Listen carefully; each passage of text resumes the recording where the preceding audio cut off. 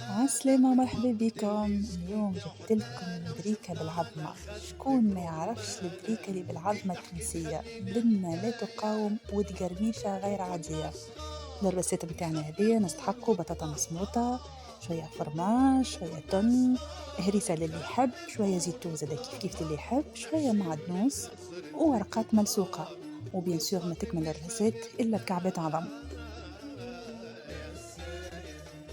ناخدو انتر طون المقلة متاعنا نصبو فيها شوية زيت نخليها تسخن دوقة دوقة على نار متوسطة، وناخدو صحن نحطو فيه ورقة الملسوقة ونحطو مغرفة من البوم دو تير البطاطا المصموطة هذيك اللي حضرناها.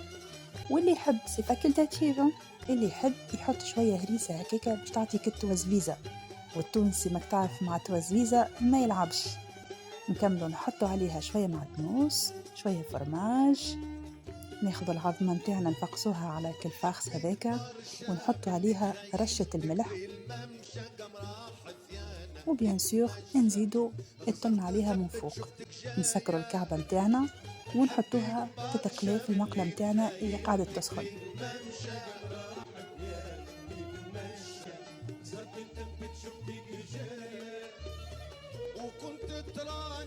كما قاعدين تشوفوا الملسوقة متاعنا ما شاء الله، حسيلو الكويسون متاعها قد والبنة تتراه حتى في التصاور.